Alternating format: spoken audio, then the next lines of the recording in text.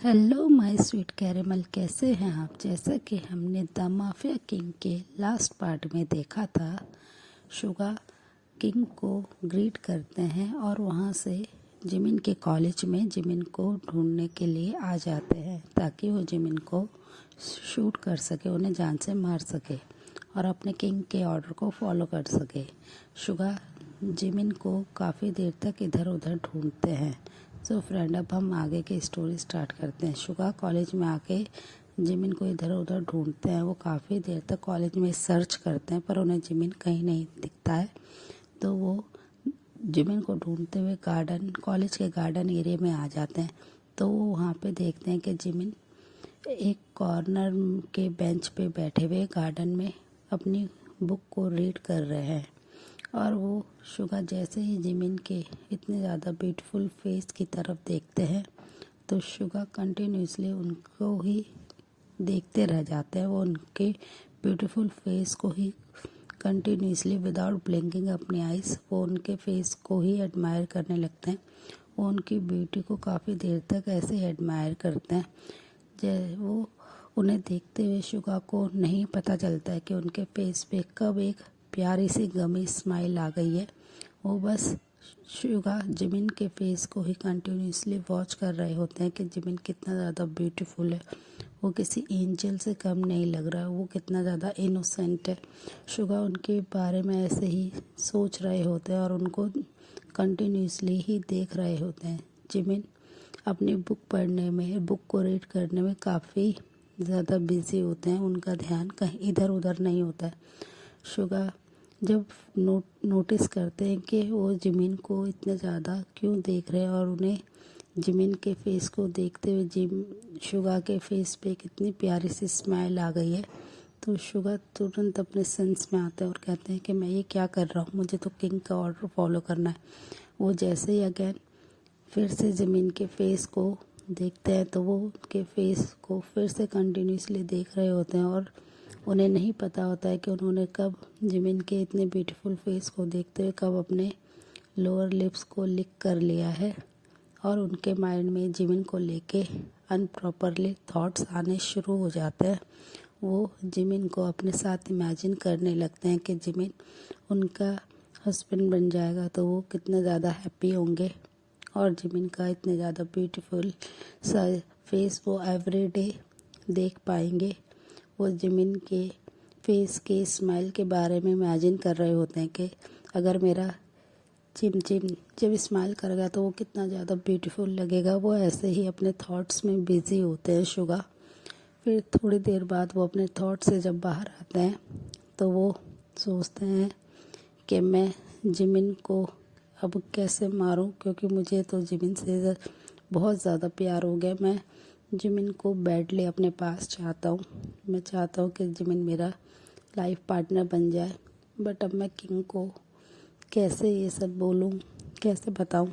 अगर किंग को पता चल गया कि मैंने उनके ऑर्डर को फॉलो नहीं किया है तो वो खुद आकर जिमिन को मार देंगे, वो मेरे चिमचिम को मुझसे दूर कर देंगे। ये सोचकर शुगा काफ़ी ज़्यादा परेशान हो जाते हैं। फिर वो सारे थॉट्स को अपने माइंड से रिमूव करते हैं और वो तुरंत ही वॉक करते हुए जिमिन के पास आकर बैठ जाते हैं। और जिमिन जैसे ही नोटिस करते हैं कि शुगा उनके पास आ गए तो जिमिन तुरंत ही शाउट करके चिल्ला के उन पे कहते हैं कि तुम फिर से यहाँ कैसे आ गए माओ बिल्ले, तुम यहाँ से अभी के अभी जाओ। तुम बिल्लू, मैं तुमसे कोई बात नहीं करना चाहता हूँ और यहाँ से अभी के अभी उठो और जाओ।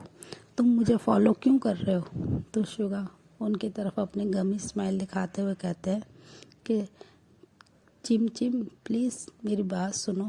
तो वो चिल्ला कर जिमिन उनसे कहते हैं कि मेरा नाम चिम नहीं है और मैं कोई चिम नहीं हूँ तुम्हारा, और तुम यहाँ से जाओ। और तुम होते कौन हो मुझे इस तरीके से नाम देने वाले, तुम यहाँ से जाओ।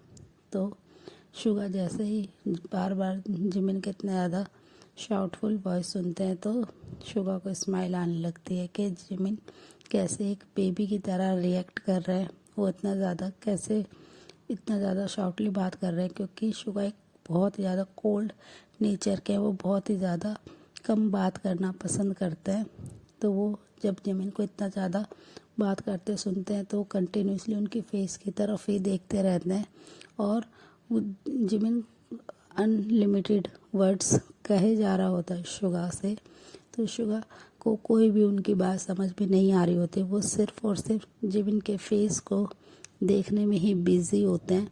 उनको कोई भी जिमिन की वॉइस सुनाई नहीं दे रही होती। वो बस कंटिन्यूसली जिमिन के फेस के एक्सप्रेशंस को नोटिस कर रहे होते हैं कि वो कैसे कैसे बोल रहे हैं, किस तरीके से वो अपने आइज़ को मूव कर रहे हैं, अपने लिप्स को मूव कर रहे हैं। वो जिमिन के लिप्स को इतने ज़्यादा वॉच करने लगते हैं और शुगा के माइंड में थॉट आता है कि वो जिमिन को अभी के अभी एक हंग्रीली बहुत ही ज़्यादा डीपली किस करे, जिससे जिमिन को उनका लव का फील हो। और जिमिन कंटिन्यूसली बात कर ही रहे होते हैं। शुगा तुरंत ही बेंच से खड़े होते हैं और वो जिमिन के पास जाकर जिमिन के नेक को बहुत ही टाइटली ग्रिप करते हैं और अपने दूसरे हैंड से जिमिन की टाइनी और थिन वेस्ट को बहुत ही प्यार से ग्रिप करते हैं और उन्हें अपनी तरफ पुल करके वो जिमिन के लिप्स पे सक करना शुरू कर देते हैं। वो जिमिन के लिप्स को काफ़ी देर तक सक करते रहते हैं, जिससे जिमिन काफ़ी ज़्यादा हर्ट फील कर रहे होते हैं। उन्हें काफ़ी प्रॉब्लम हो रही होती है ब्रीथ लेने में, बट शुगा अपने लिप्स को कंटिन्यूसली मूव कर रहे होते हैं और वो उनके लिप्स को वो काफ़ी ज़्यादा सक कर रहे होते हैं। और जिमिन अपने दोनों हैंड से शुगा को पुश करने की कोशिश करते हैं, पर वो शुगा को पुश नहीं कर पाते हैं क्योंकि शुगा काफ़ी स्ट्रांग होता है उनसे।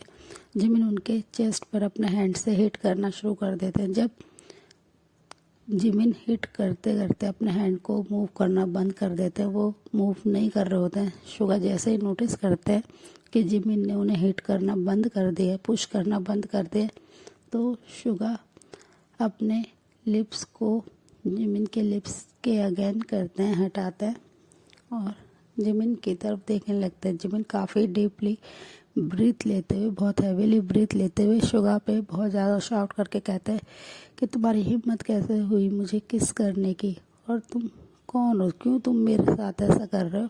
और जिमिन की आंखों में आंसू आ जाते हैं। जैसे ही शुगा ये नोटिस करते हैं कि जिमिन रो रहे हैं तो शुगा बहुत ज़्यादा पैनिक कर जाते हैं और वो जिमिन से सॉरी कहना शुरू कर देते हैं कि सॉरी चिम, मैं नहीं चाहता था कि तुम रो, बस मैं तुमसे बहुत ज़्यादा प्यार करता हूँ, मेरे से नहीं कंट्रोल हो रहा और तुम मुझ पे गुस्सा मत करो।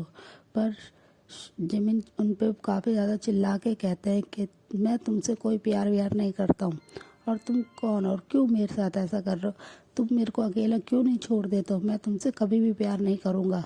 और वो ये कहकर शुगा को पुश करके वहाँ से भागते हुए चले जाते हैं। शुगा स्टिल वहीं पे ही खड़े रहते हैं और काफ़ी देर तक सोच रहे होते हैं कि अभी उनके चिम ने उन्हें क्या कह दिया, और वो काफ़ी देर तक ऐसे ही अपने थॉट में होते हैं। अदर साइड जंगकुक का बिल्कुल भी अपने काम में बिल्कुल भी मन नहीं लग रहा होता है। वो काफ़ी डिस्टर्ब हो रखे होते हैं और वो बार बार अपने फ़ोन को चेक कर रहे होते हैं। वो बस चाहते हैं कि उन्हें कैसे भी करके उनके ते के बारे में पता चले कि वो ठीक है या नहीं, क्योंकि उनके पास अभी तक उनके मेंशन से कोई कॉल नहीं आया होता है, जिसकी वजह से किंग काफ़ी ज़्यादा डिस्टर्ब होते हैं, परेशान होते हैं। जैसे ही ये चीज़ आरएम नोट करते हैं, वो किंग से अपनी बहुत ही काम वॉइस में पूछते हैं कि किंग कोई प्रॉब्लम है क्या, आज आप काफ़ी ज़्यादा डिस्टर्ब लग रहे हैं। आज की मीटिंग में आपको काफ़ी फोकस होना चाहिए, ये मीटिंग हमारे बिजनेस के लिए काफ़ी ज़रूरी है। तो जैसे ही वो आराम की बात सुनते हैं, बस किंग अपनी कोल्ड वॉइस में कहते हैं और वो फिर अपनी फ़ाइल को रीड करना शुरू कर देते हैं कि उन्हें मीटिंग में कैसे उनको प्रोजेक्ट के बारे में वो सारी इन्फॉर्मेशन लेना शुरू कर देते हैं आराम से और रीड करना शुरू कर देते हैं। पर फिर भी वो कंटिन्यूसली बार बार अपने फ़ोन की तरफ देखते रहते हैं। फिर जब उनसे वेट नहीं होता है तो वो थोड़े टाइम का आराम से कहते हैं कि आराम तुम जाओ, मुझे थोड़ी देर के लिए ब्रेक चाहिए। तो आराम उनके सामने अपने हेड को नोट करते हैं और उनके कैबिन से बाहर चले जाते हैं। और किम अपने फ़ोन को उठाते हैं, किंग अपने फ़ोन को पिक करते हैं और तुरंत ही लिली के पास कॉल करके कहते हैं कि लिली, तुमने जाके देखा ते क्या कर रहा है? तो वो कहते हैं कि नहीं मास्टर, और नहीं किंग्स, हम अभी तक मास्टर के रूम में नहीं गए हैं और शायद वो रेस्ट कर रहे होंगे। तो तुरंत ही जंगकुक काफ़ी ज़्यादा शाउट करके कहता है कि तुम्हें पता है ना उन्हें टाइम पे दवाई खानी है और तुमने अभी तक जाके उसको मेडिसिन क्यों नहीं दी है, और ये तुम्हारी ड्यूटी है, तुम्हें पूरे टाइम क्वीन का ध्यान रखना है, मेरी क्वीन को कुछ नहीं होना चाहिए। और वो ऐसा काफ़ी ज़्यादा चिल्ला के कहने लगते हैं जिसकी वजह से लिली काफ़ी ज़्यादा डर जाती है और वो काफ़ी ज़्यादा शिवर करते हुए और अपने क्रैकिंग वॉइस में किंग से माफ़ी मांगते हुए कहते हैं कि sorry master, sorry king, sorry, मैं अभी जाके मास्टर को चेक करके आती हूँ कि वो ठीक तो है ना। तो जैसे ही वो फ़ोन को कट करती है और वो तुरंत ही ऊपर के रूम में आती है, जो किंग का मास्टर बेडरूम होता है, वो उधर आती है। तो वो जैसे गेट को नॉक करती है खोलने के लिए, तो ते अंदर से गेट को लॉक कर चुके होते हैं, वो कोई भी रिस्पॉन्स नहीं देते हैं, वो गेट को बिल्कुल भी ओपन नहीं करते। तो लिली काफ़ी देर तक गेट पे नॉक करती रहती है और उनसे बार बार रिक्वेस्ट करती है कि प्लीज़ मास्टर रूम को खोल दीजिए।